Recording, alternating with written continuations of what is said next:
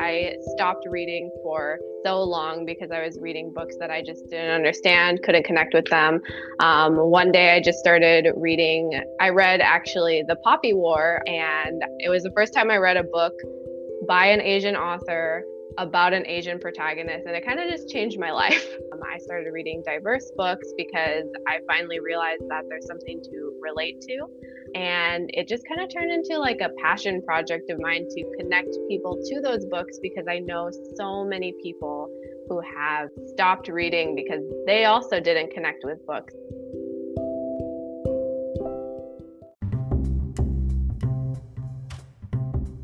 Welcome to Speculative Sandbox, your audio playground for creative storytellers. My name is Vickie Lan, and each episode, I and a guest will unpack a fiction trope with an eye for character development and narrative structures. Make sure to look for Speculative Sandbox on Instagram, TikTok, and Twitter, where you can join the conversation. Leave comments or questions, or let us know what other tropes we should cover. When the real world just doesn't cut it, let's get lost in a fictional one.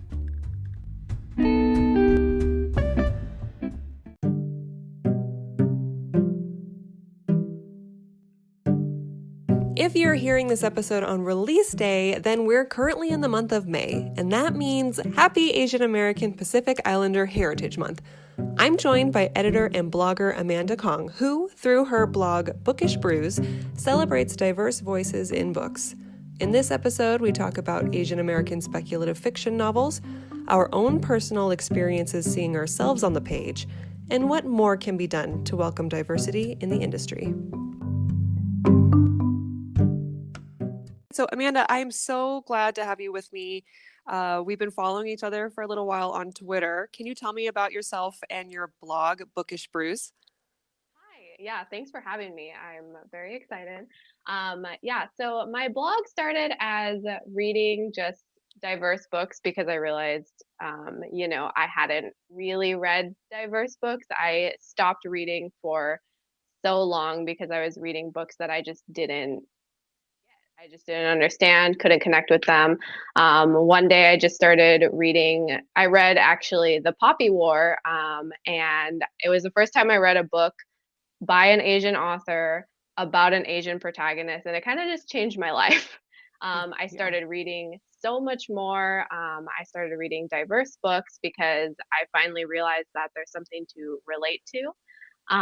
And it just kind of turned into like a passion project of mine to connect people to those books because I know so many people who have just stopped reading because they also didn't connect with books, especially when you're reading like, books in high school and they're giving you these books that just kids just don't like a lot of times.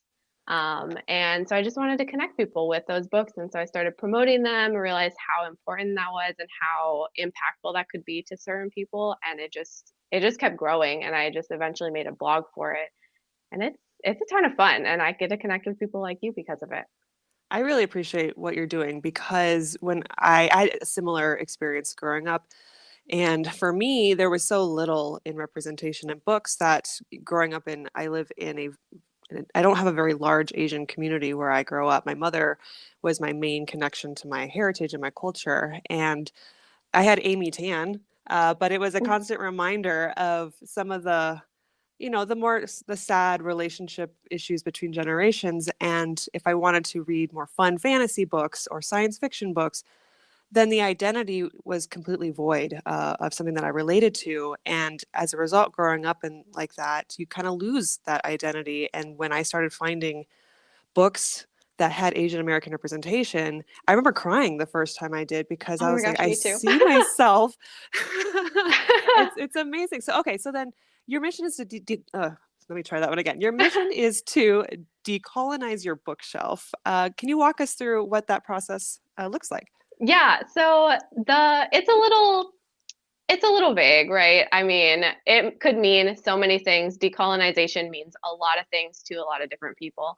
But I think we all know what colonization is, right? Like people move from one area to another and they keep those ties with their mother nation. And they end up, wow, I'm just terribly describing colonization. But essentially, like, they go to different places and they institute structural legal systems, which systematically disadvantages people. And when you do that on a systematic level, you end up erasing people's voices, right? Because the people who benefit from that start to think that they are superior, Hmm. and that starts to be reflected in everything, right? The forthcoming legislation, which is what we often think about, just who is the majority in a certain nation and who has those privileges, but also it seeps into art. And I think art is something that it's so difficult to take the colonization part out of art because people are influenced by art and we want to invest in or we want to just contribute to the landscape, the culture, right? Especially for people like us who are, people of color and we are disadvantaged in our system. Um, but we want to contribute to art, right? Like you're a writer. Um, but it's just it's difficult, right? Because we're getting inspiration from people who have felt superior to us, for example, um like Absolutely. I see that. I see that in the arts and culture side too. So I used to be a fashion photographer on the local scene, and I used to take photos of a lot of, like models that wanted to enter, break into the industry.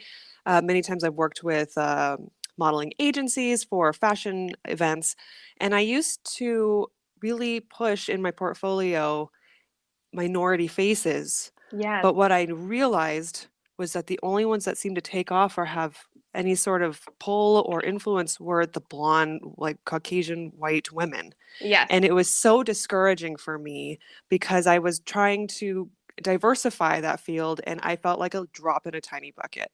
I'm sorry, a tiny drop in a big bucket. But we are, like we when you look at like you can see it a little more prominently in like television and things rather than books because, not as many people read as consume like TV or movies.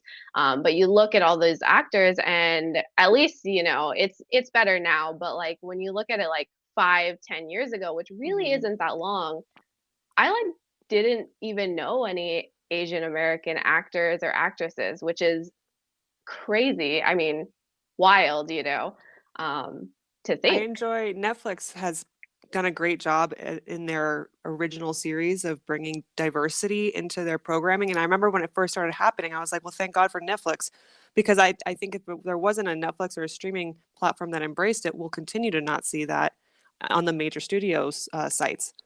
Yeah, it's a lot, and when you grow up and you don't see people that look like you or characters that act like you or relate to you, you start to lose who you are, like you Hmm. lose that connection you have. Like you said, you only had your connection to your mom for your Asian side, and that's not enough, but if Hmm. we start to see it in media, television, movies, books, and we start to read those experiences, start to consume those experiences, there's a chance, that we'll start to embrace it more.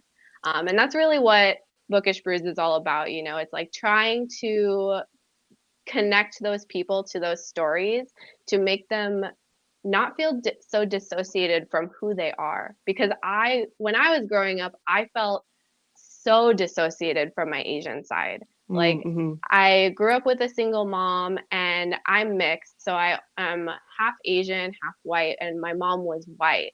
And so I literally had not a single person Ah, who was okay. Asian in my life. And that's detrimental to someone for their like identity, right? And Hmm. I didn't start identifying strongly as Asian American until I started reading books where people were, Asian and Asian people existed, which Hmm. is a lot. But if books and media can do that for me, I know that it can do that for other people, right? And that's really what decolonizing my bookshelf means. Absolutely. And I relate to you with the mixed race. I'm half Vietnamese, half, I guess you could say, white, but my dad Yes, is me too. predominantly Irish. So it's my breakdown. And there's a very there's a delicate charm that I at least have to use all the time when interacting with people from one race or the other, because I fear alienation from Yes. all sides. Hmm. And it's that feeling of not really belonging any which way. And I've started reading books where that same feeling has been shown, that delicacy, Hmm. that sensitivity. And that's what I think is so important about reading stories from many cultural perspectives, because when you're raised in one set way of thinking, it's very easy to assume this is the way it always is and how it should be. And I'm not just like systemically thinking, but even like the way you're raised in your specific family unit and finding out how Hmm. your friend's family unit is run, you know? Right. Um, This doesn't even have to be something about race or identity or anything. Like it could literally just be your family unit, right? Because like Absolutely. maybe something's happening in your home that is not right. And you just have no concept because that's all you know. And so reading from different perspectives can really help you with that. Exactly. Okay, so let's talk about some book recommendations. We're looking at speculative fiction. I'd love to hear what your thoughts are. My first of all, I'm really excited to talk to you about this. I'm planning to write these titles down. Most of the books I've read from an Asian American experience tend to be not speculative fiction. They're young adult romance. They're literary or historical fiction, memoir. So, yeah, tell me what you like to recommend. Yeah, so the diversity in publishing right now is much more diverse in a YA landscape, and that's just how it is. So I Yeah. have a lot of recommendations for like YA. I do have older ones, and I mostly read either speculative fiction or romance. So I got a ton for you. Oh, awesome. Perfect. So, a good one that I actually just finished a couple days ago was Severance, um, by Ling Ma, I think. Okay. That one was really awesome. I think I was actually listening to another one of your episodes about dystopia, and Severance is actually a dystopia with an Asian American main character.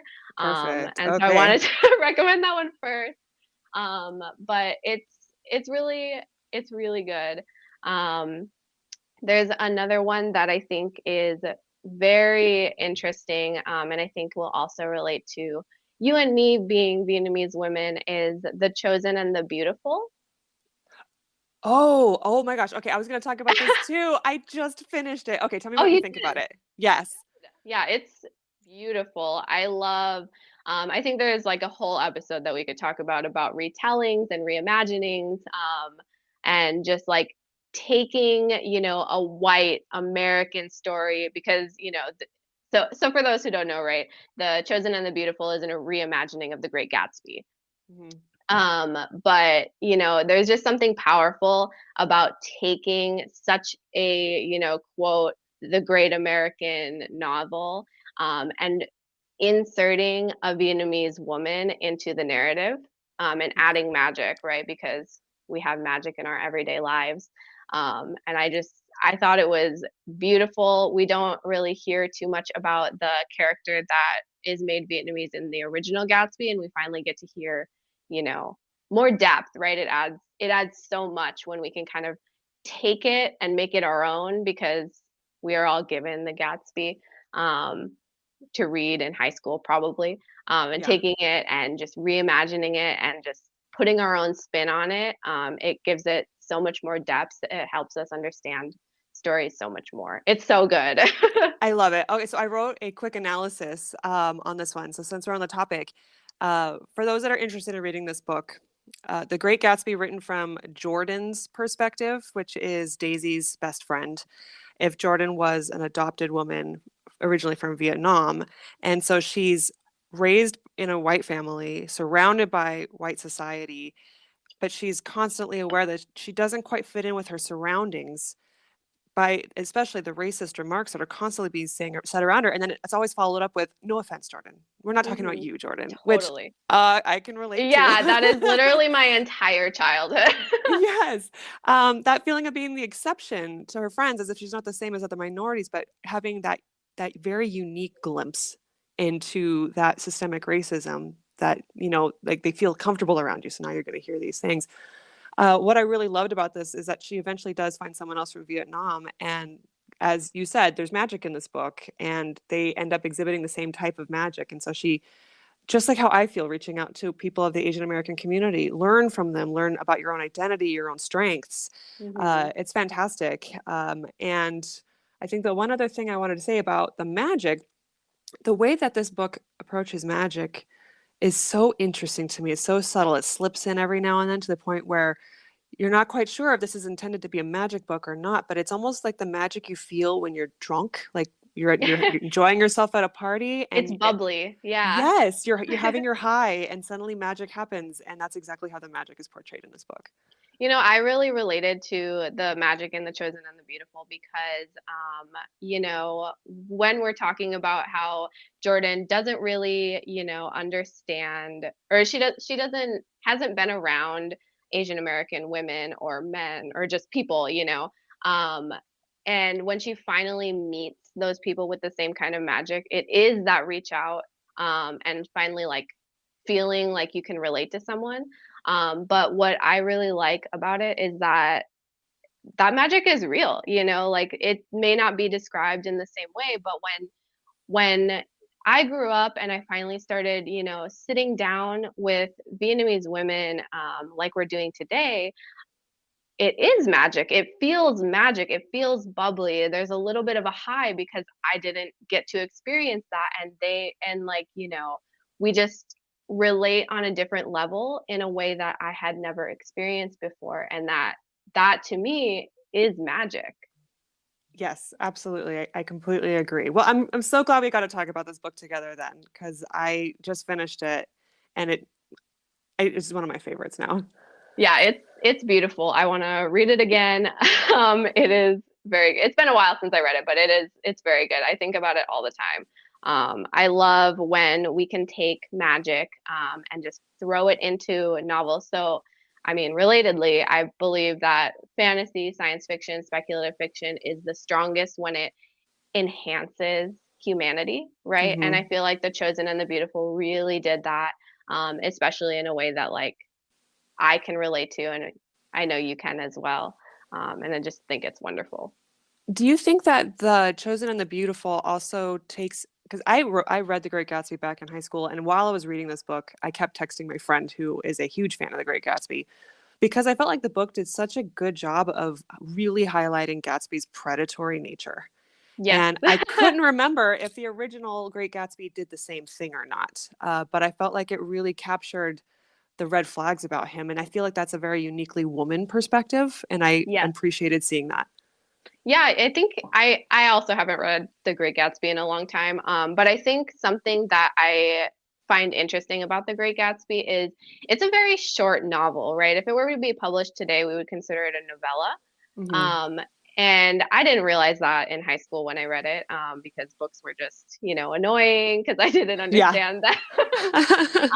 But I think it really gave me like an opening to really dive into things like that. And I think she just did such a good job of like understanding that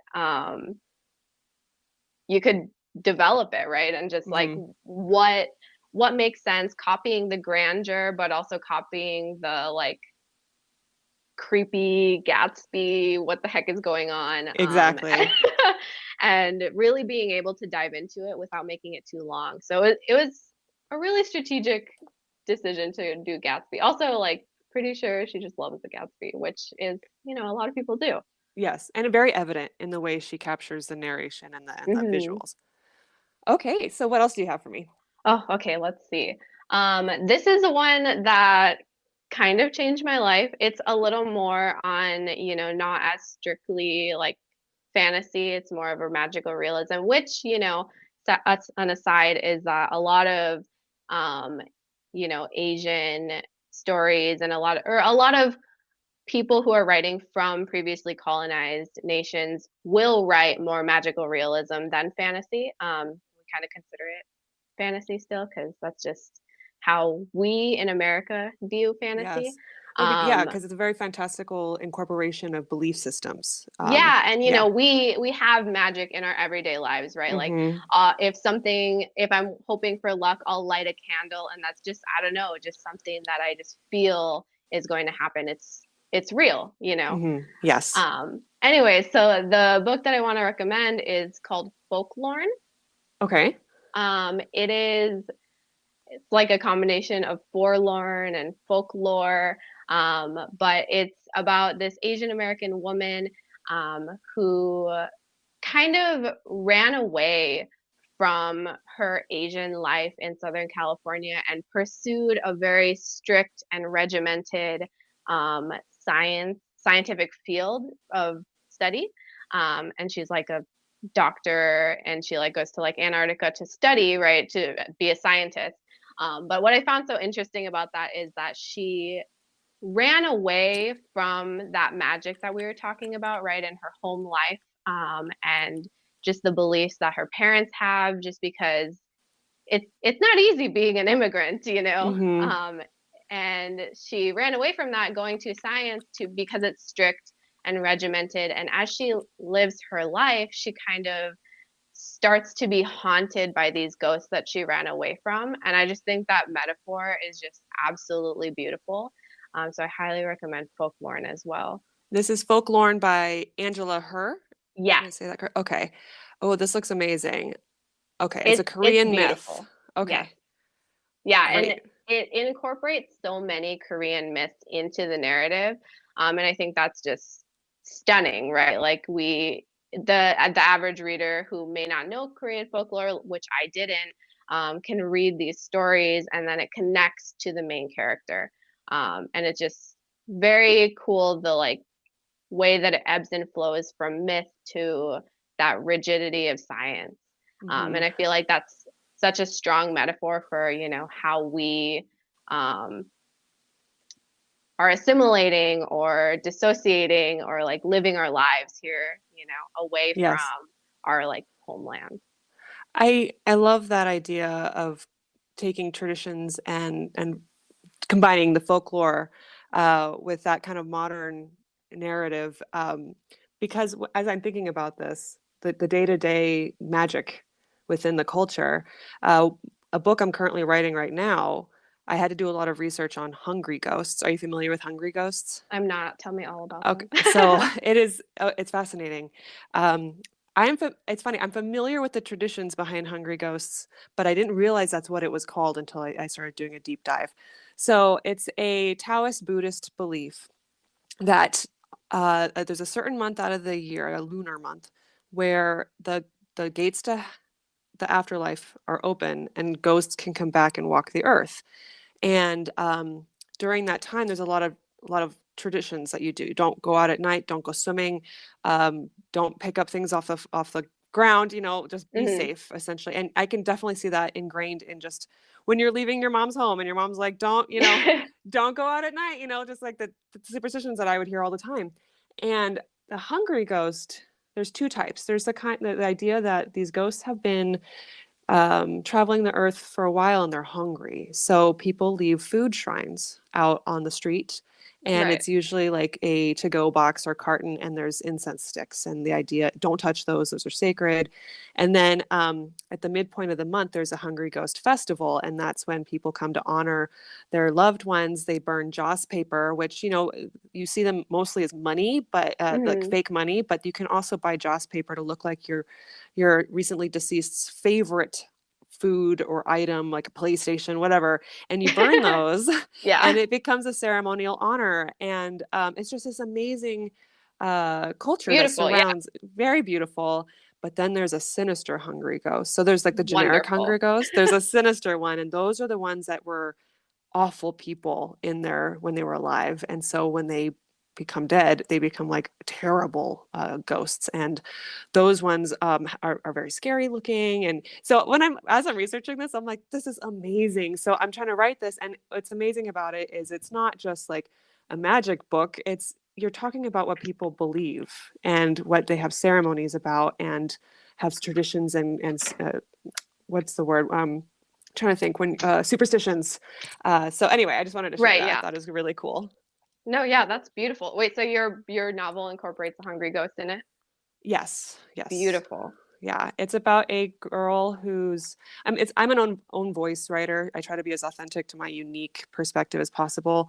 Um, and so mine's about a girl who recently lost her mom and goes to reconnect with her mom's community, childhood community in Washington. So my mom is alive, thankfully. She's Right. up in Washington, and there's a Not that huge. much own voices. Yes, and Yeah. she's got an amazing Asian American community that she currently lives in. So when I went to visit her, I was blown away, and I am like, I have to capture this feeling of finding people that look like my mom, and in a way me, um, that feeling of security, but also that feeling of inadequacy, where I'm Yes. like, am I good enough? So that's what the book focuses on. And because she's entering into an Asian American community, I wanted their lore and traditions to literally come to life. And it's a fantasy sci-fi book, so it's a lot of fun. I'm halfway through it. We'll see if I can finish it this year. Well, I believe in you.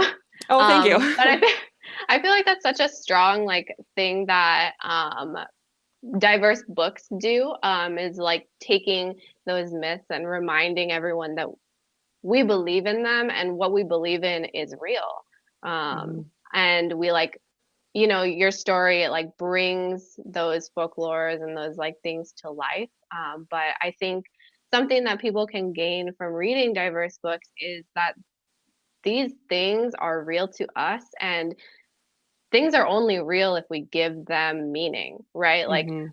time's not real, money's not real, like money is only real because we believe it's real, and Yes. that's the same thing with like these folk stories and these magical things, right? And so like a lot of the things that I read are a lot of fantasy, but a lot of them have a lot that goes back to what I was saying about like like a magical realism perspective, right? Because these things, they're just real to us. They're Mhm. not folklore like we call them. They're not like myths, right? They are who we are. Absolutely. Okay, so we just talked about Folklore by Angela Herr, and which is, I'm looking it up right now. We have magical realism, fairy tale, fantasy fiction, and psychological fiction. So that sounds amazing. I'm going to go download that after we're done talking. All right, so do you have any other recommendations? Let's see. I recently read The Girl Who Fell Beneath the Sea by Axio, which was beautiful as well. It's another retelling, which I think is fantastic, right? I think that we should lean into retellings more, because if we think back to like where stories began, stories weren't originally in written form. They were told orally, which is, an argument for audiobooks aside. Yeah. But they were told orally, and that means that every single time that a story was retold, it changed. And so I love reading retellings, and just seeing how the author has kind of changed things. It also kind of debunks the idea that there's like a right version of the story, right? Because these stories are meant to serve us. Hmm. And stories, if they don't serve us, there's no point in them. And so they should be evolving with our needs. And so The Girl Who Fell Beneath the Sea is a beautiful retelling of sorry, this is not a Vietnamese. I don't know. It's Shim Cheong. Um, but it's just really interesting to understand the myth, but knowing that it's a modern.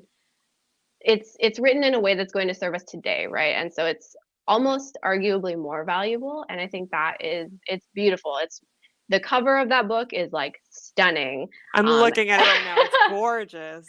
and the writing matches it perfectly, right? Like the way that the writing is looks as flowing and as light and as magical as that cover looks. And I just think that it's beautiful, and I think that everybody should read more retellings. So I want to like push it.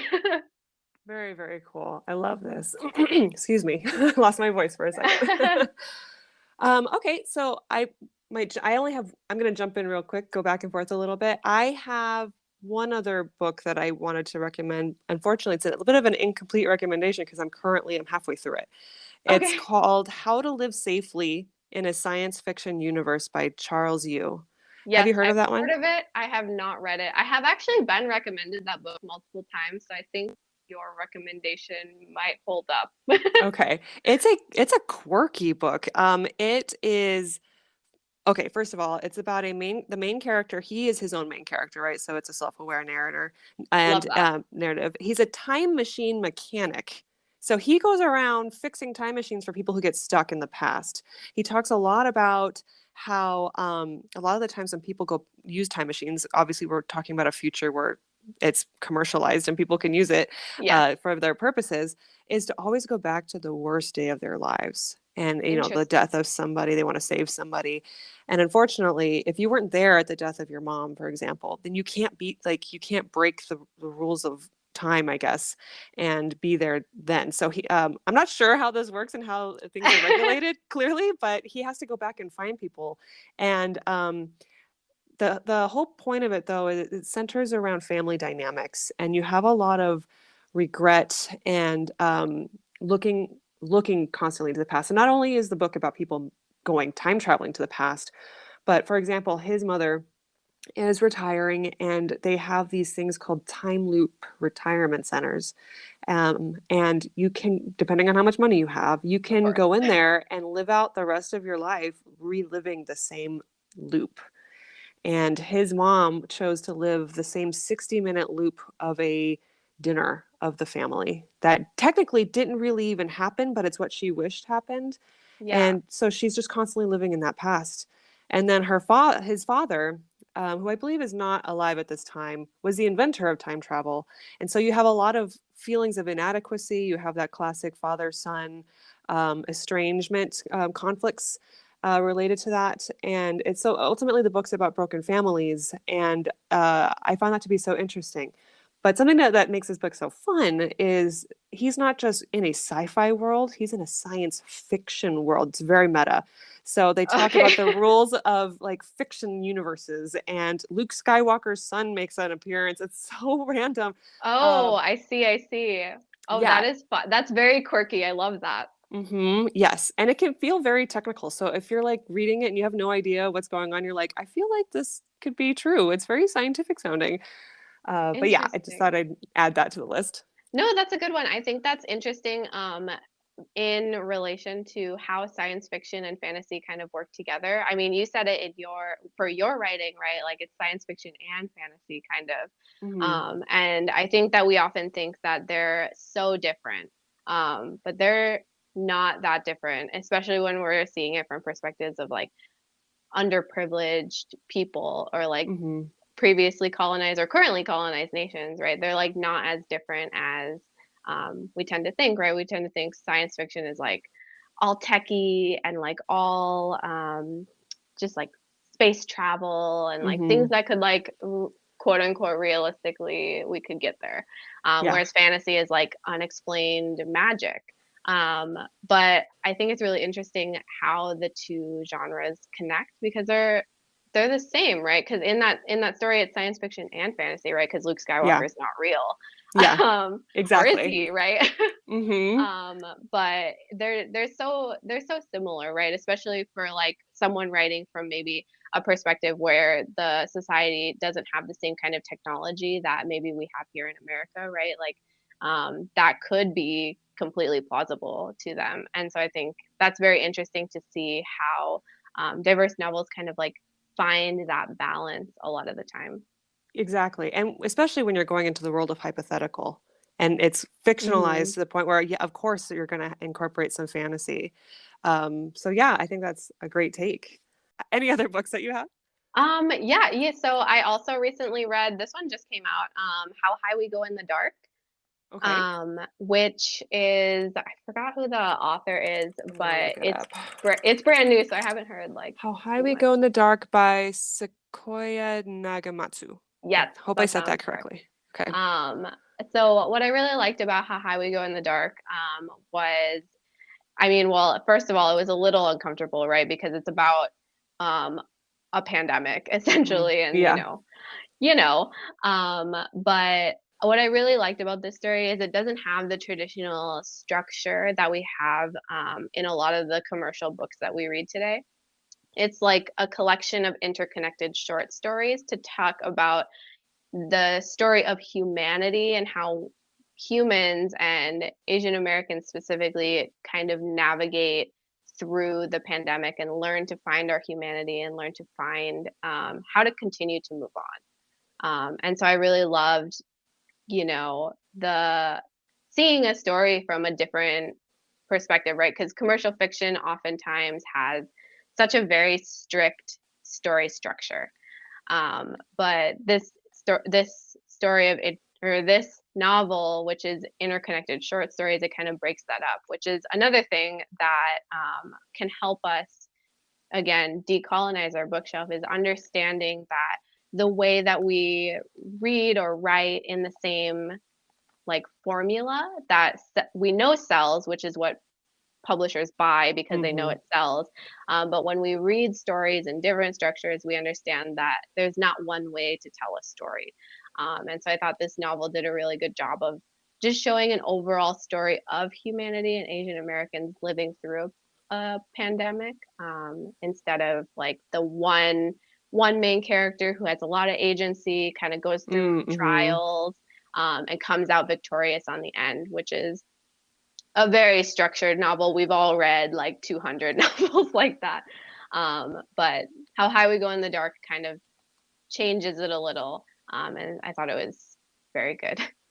I have pulled up the NPR review on it, and there's a section in it that I find to be fascinating. And I'm sure people like this will definitely be a hook for some people that are looking for a new book to read. They talk about it's the cynicism of how death gives way to flourishing commerce, hotels where clients can stage macabre final moments with their loved ones for closure, Bitcoin whose value rises and falls with death tolls, and social media profiles that allow digital ghosts to live past their failed flesh and blood bodies.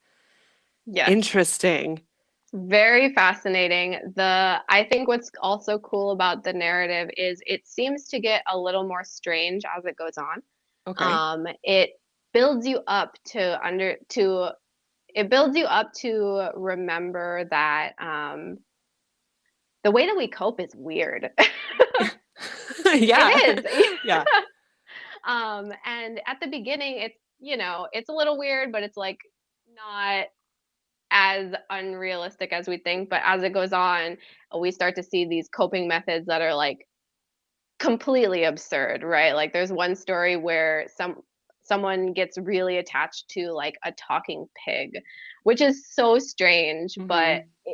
as the story goes on, it builds you up to believe it, right? You're like, Yeah. "Oh, this is so tragic," even though if you were to start with that story, you would be like, what Yeah. is Well, that sounds very folklore too. I remember reading Mhm. stories about, people dying and coming back as animals. And I don't know if that's what's going on here, but the idea of suddenly there's a talking animal and It making a is, connection yeah. with them.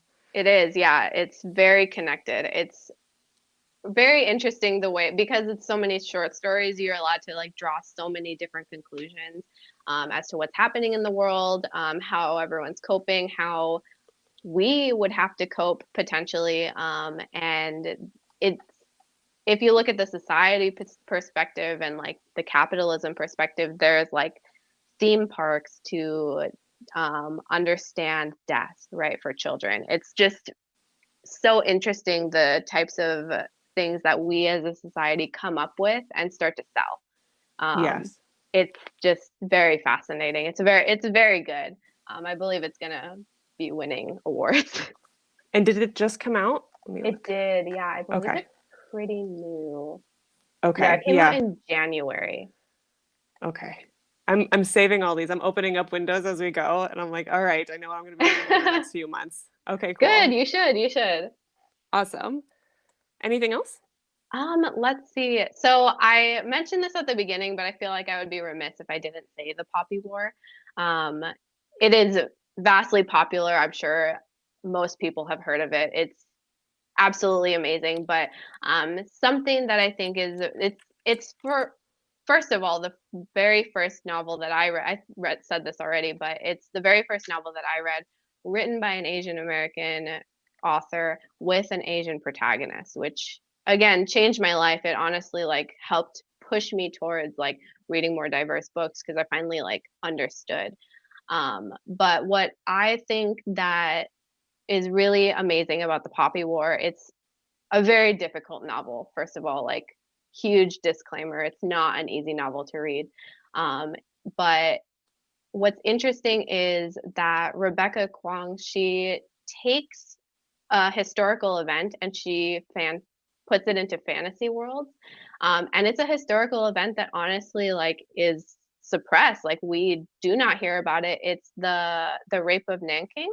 Yes. Okay. I had no idea this happened before I read the book because it's just not something that we teach here in America, right? Which is Hmm. similar to how me trying to grapple with my Vietnamese heritage is I try and research Vietnam and I get only things about the Vietnam War, right? Yeah. Hmm. And so it's obvious that, there's a narrative that is shown here in America, but like what we can do with fiction, and what Rebecca Kwong did here is she took a story that we don't hear about very often and she brought it into popular culture, to remind us of our past. It's immortalizing a historical event and something that her family had to go through and just, Wow. yeah, it's I very can cool. s- I can see how you would say this is a difficult read if that's the topic matter. Yes, it is. It's a very difficult read. It is definitely not easy, but something that I watched a panel that Rebecca was in one time, and she was talking about how adding fantasy to terrible events, because it's historical fantasy, right? But Hmm. adding fantasy to historical events, especially ones that are very close to us, it allows us to take half a step back. And though we're telling a very personal story, right? Because this is something that her family was, I don't know how involved with, but has trauma from at the very least. But adding that fantastical elements of like the gods and the magic, it Mm. allows her to take a step back and kind of shield everyone from it while still Yeah. remaining at least as much true or as true as she can be to what actually happened. And I think that's another thing that goes with the how magic is real to us, right? Because Yeah. that's how we remember, and that's how we immortalize things. And like fantasy, they say was the first type of story because that's just how we understood the world. Yeah. And it's like taking back ownership too of the Yes. event and being able to control that narrative. Right. And being able to go back and instead of reading like an academic article, we start to see the nuance in it, right? Because we're creating characters in it and we start to feel empathy towards the characters, regardless of if they're like good characters, bad characters, or whatever it may be, but they're we're adding humanity to it. And Yes. so it's something very powerful that fiction allows us to do. Yes. So for those listening that haven't heard, is it Nanjing or Nanking? I saw it as both. How I should we have seen it refer to as it? both, so I'm Okay. not exactly sure, unfortunately. Okay, so for those that aren't aware of the Nanking massacre, the rape of Nanking, it's just this terrible, brutal time where I believe it was Japan Hmm. invaded, and then over like a 6 month, 6 week period, um, brutally raped and murdered hundreds of thousands of people. And Yes. I, I know that this isn't broadly taught, but for some we touched on it very, very briefly in my I was taking an honors, maybe that's why I was taking an honors history class. It was an Honestly, you could APE have had a class. good teacher.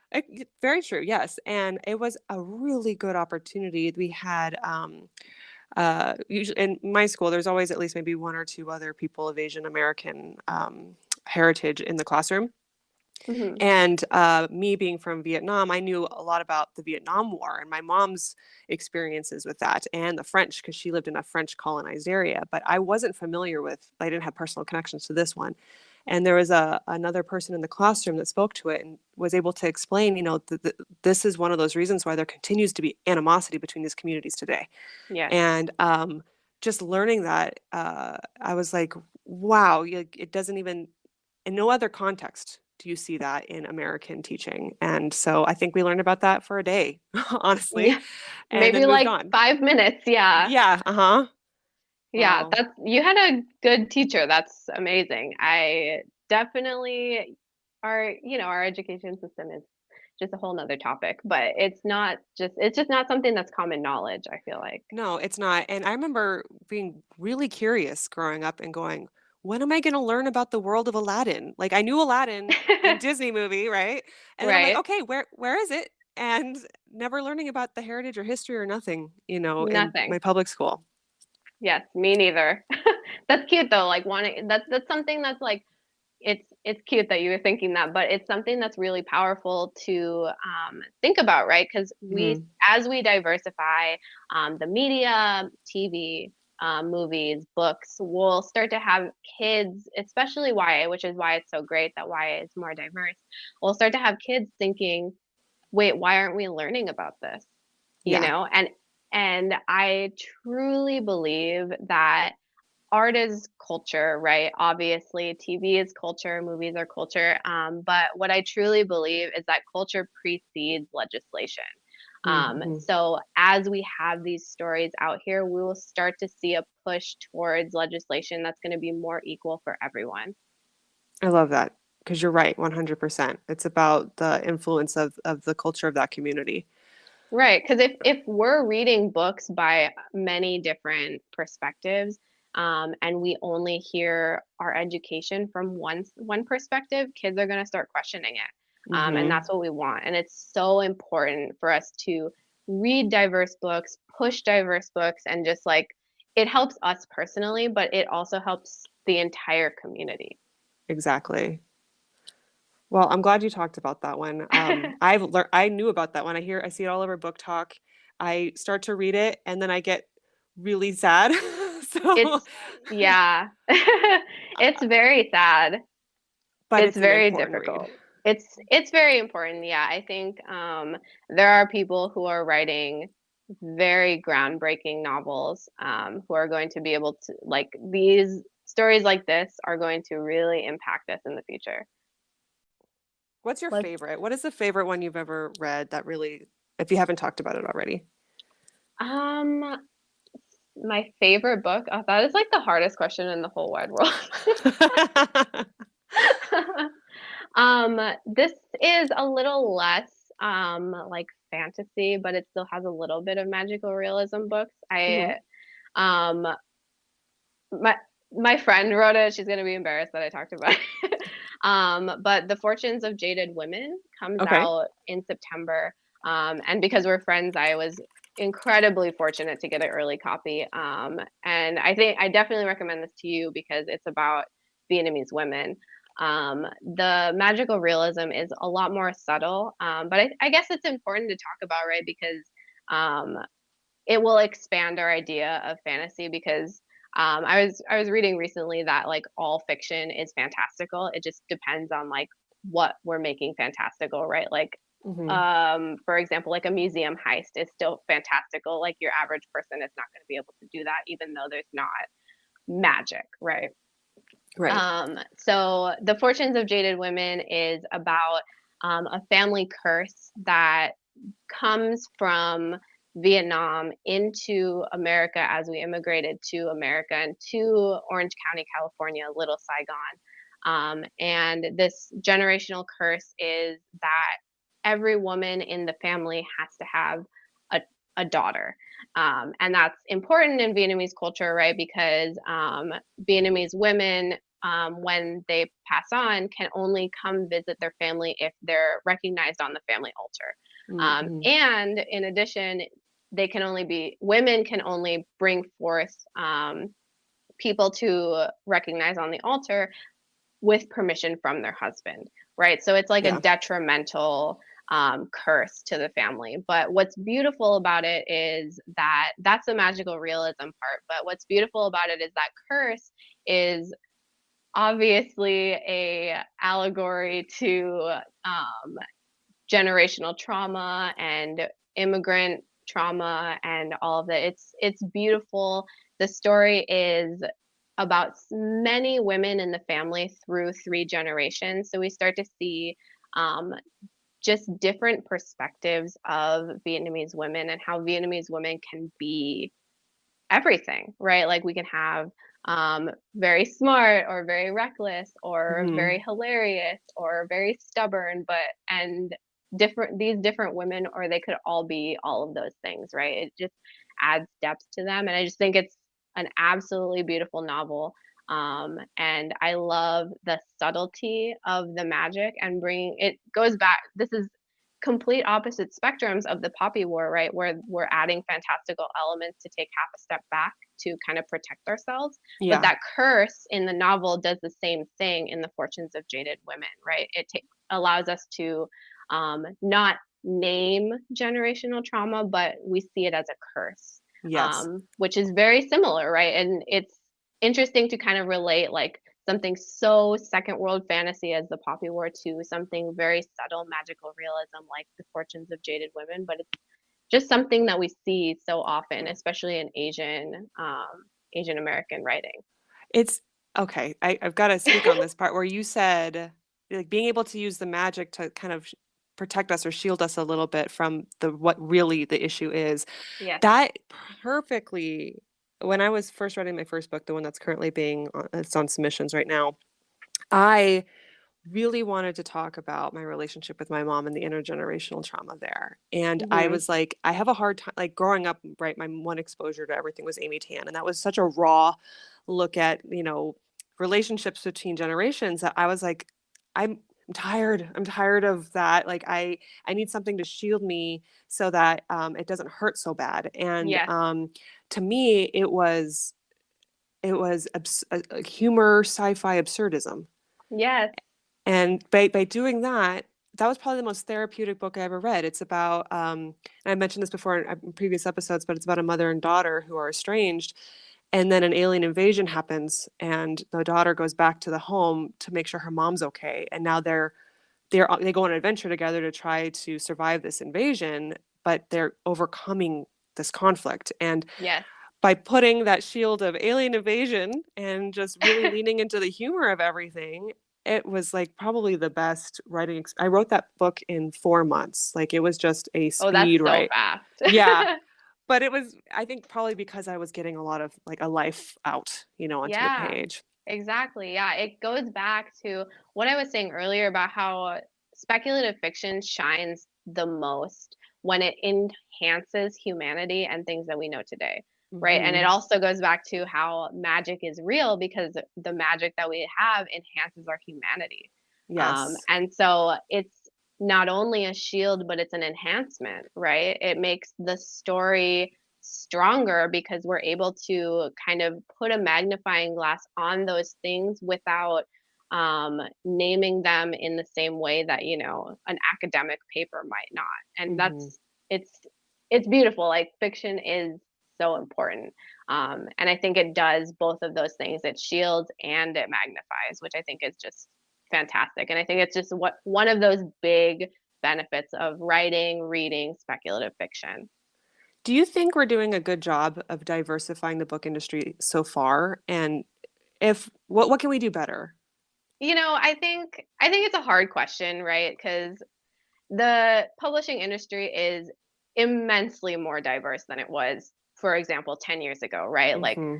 Like growing up in high school, I couldn't tell you a book written by an Asian American writer. I didn't know any, like at all.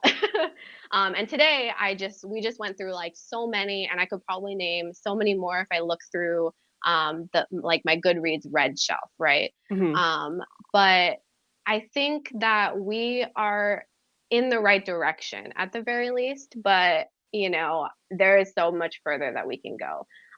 There publishing is still majority white, majority cisgender, heterosexual. Like it's just very much the powers that be, right?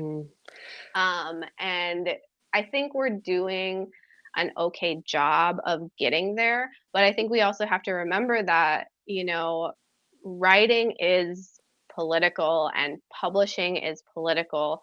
And these feelings are so deeply ingrained, like these feelings of like white supremacy and just the propaganda that the powers that be have given us and ingested in us, that it's like it's ingrained in us, right? And it's so difficult to kind of move forward from that. And people legitimately benefit from stories that aren't diverse, right? Because we've talked so much about diverse novels and the impacts that they can have. So I think we're going in the right direction, but it is just it's going to be a long and hard journey. I think that we are so far from where we should be, and because of the lack of diverse novels, I personally think that we need to have a majority diverse novels because people just haven't heard these perspectives. And if we have a majority of diverse novels, also just the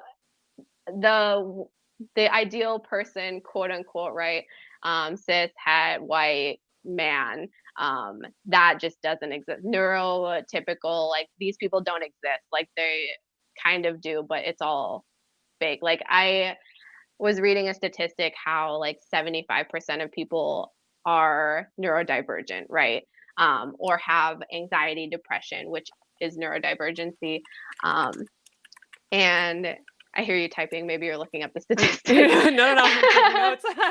Oh, but I think what's happening is like it's hard to I just think that the majority of novels need to talk about these types of things because the majority of people relate to the powers that be less than we think we do. Mm-hmm. Like, sure, I, for example, have benefited from white supremacy, right? And I acknowledge that all the time, or I try my very best at least, Mm-hmm. But it's very ingrained in me. I have benefited from it, and I think that there's an agenda, right? And there always is. Everyone is biased, but I think that it's going to be a long and difficult journey because publishing diverse novels is going to really hurt or not hurt. It's going to hurt some people. And especially since we're thinking about these big 5 or big 4 publishers who are owned by the same people that own the rest of media, Mm-hmm. right?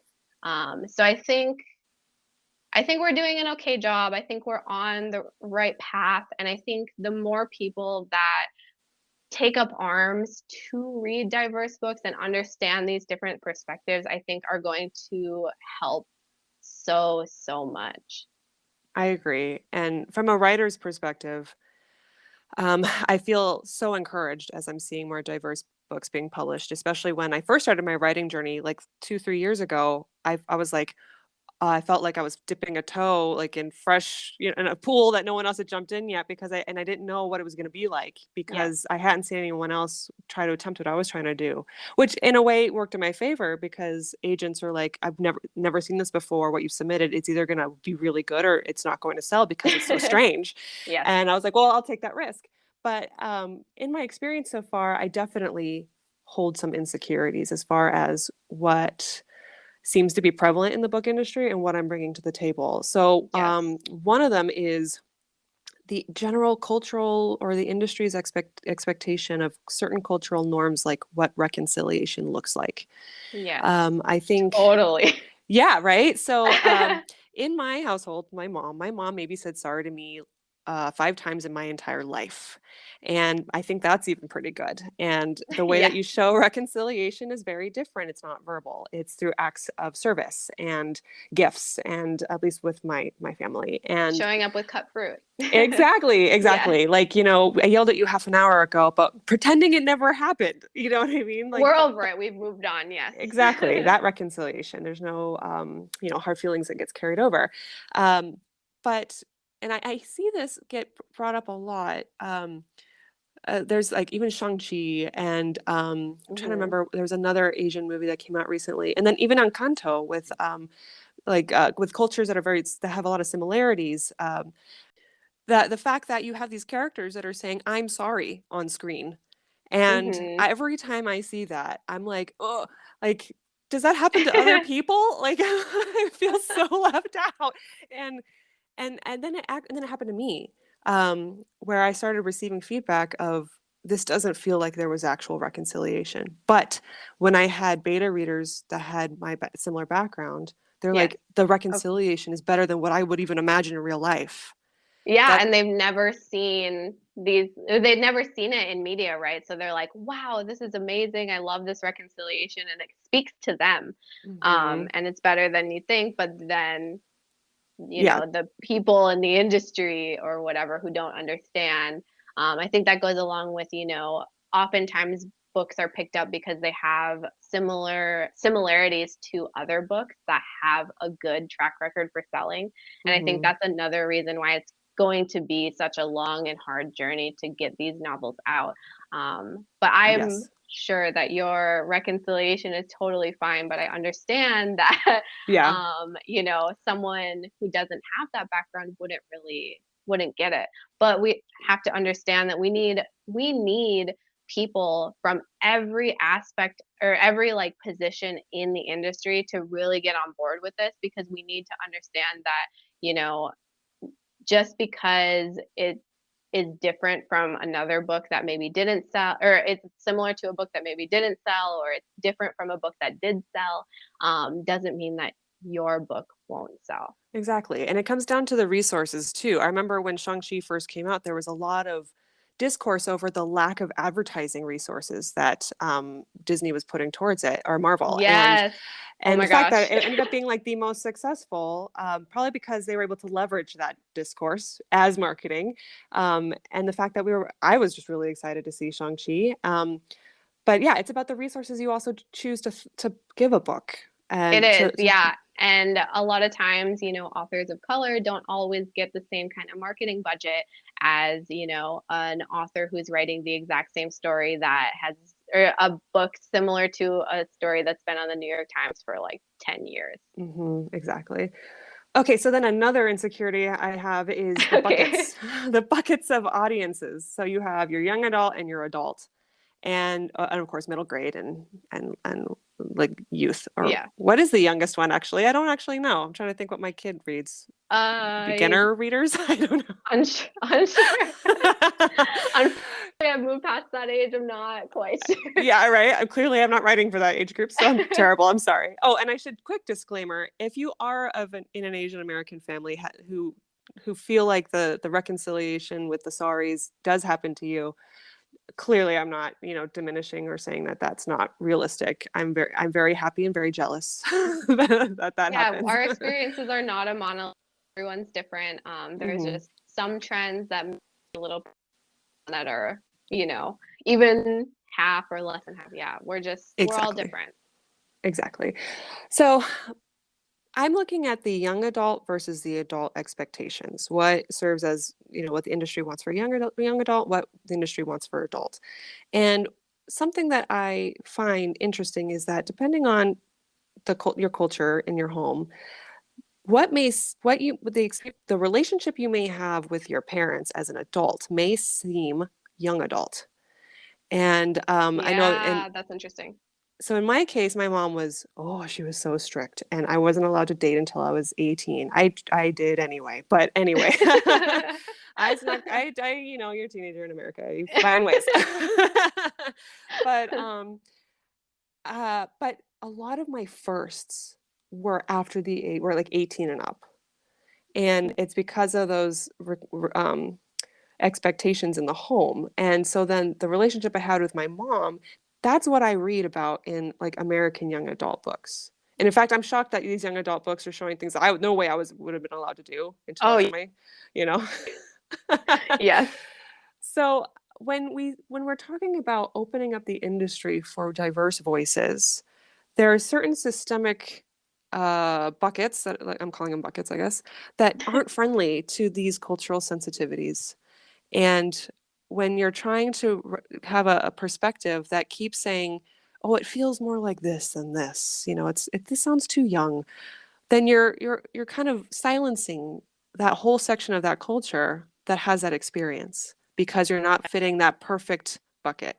But that's my personal experience. No, you're right. I think another interesting thing with regards to YA versus adult is that oftentimes this goes actually like way more than initially thought with your thought. Authors of color, a lot of women authors, even if they're writing for an adult audience, they get shelved as YA. I've Mm-hmm. seen throughout all genres, right? We see that a lot with, like you were saying, like for just like fiction, right? Because like adult relationships are infantilized. Um, Infanticized, yeah. Uh-huh. yes, infanticized.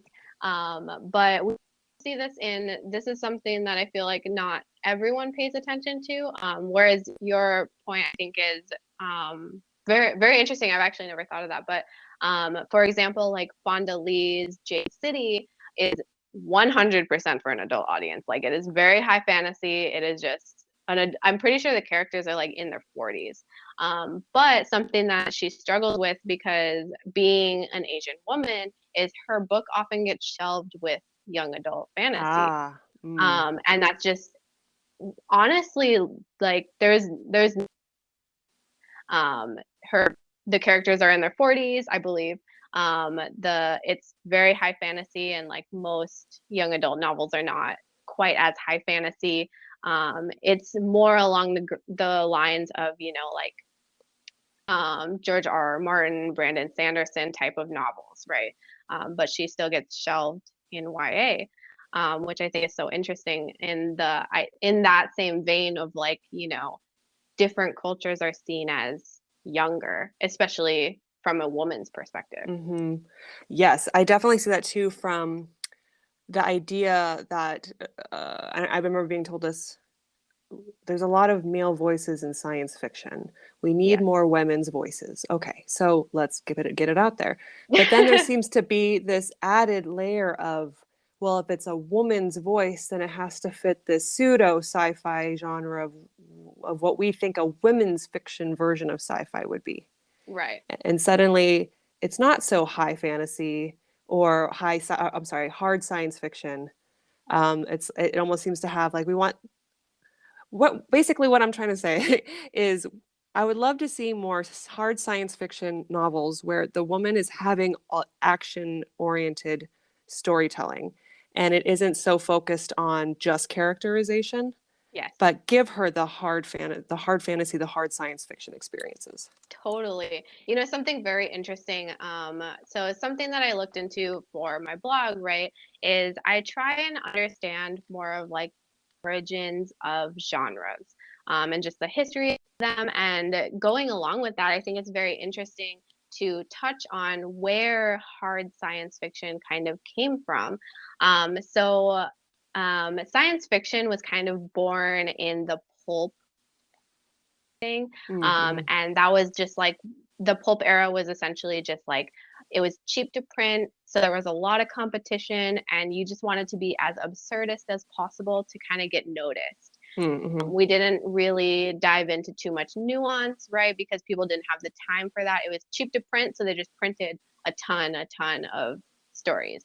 And that's where science fiction was born. But what's interesting is that, like, that hard science fiction kind of comes from that, like, quote unquote, golden age of science fiction, where it was in direct response to that, like, pulpy, absurdist type of science fiction, is trying to kind of reject that and create something that's more, I hate to say this term because it's racist, but highbrow, Mm. and they're trying to create something that's more suited for um, smart people, civilized people, right? Mm. Gotcha. Okay. And so that's where these like very strict narratives of hard science fiction kind of came from.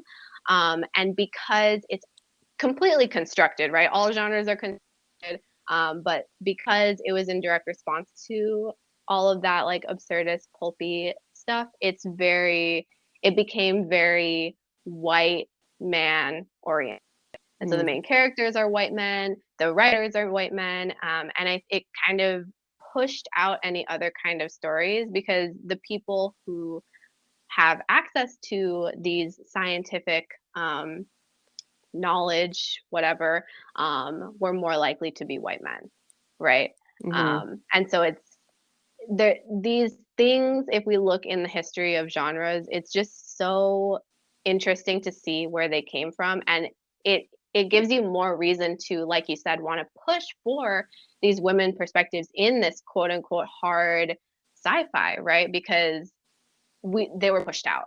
Something that like a lot of people don't think about the history of genre, and when they do, they're not thinking about the people that actively got pushed out of it. And so when we're writing these diverse novels, and you're exactly like your call to action for writing women or authors of color into hard science fiction, it's completely subverting that.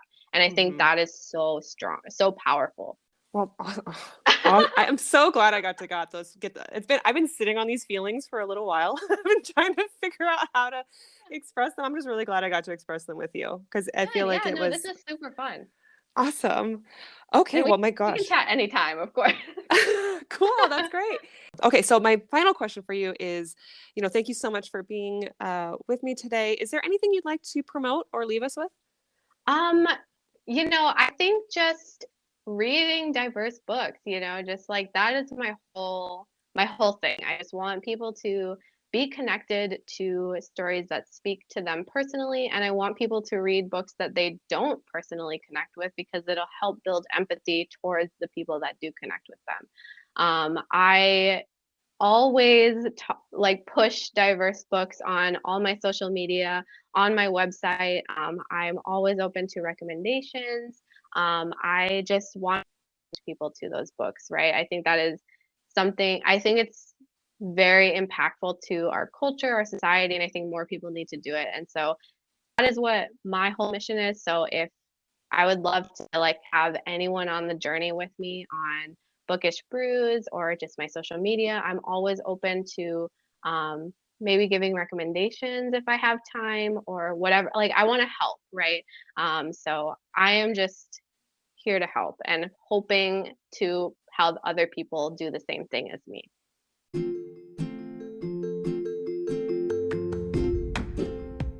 Speculative Sandbox is a volunteer-run podcast that relies on the collaboration of fellow creators like you.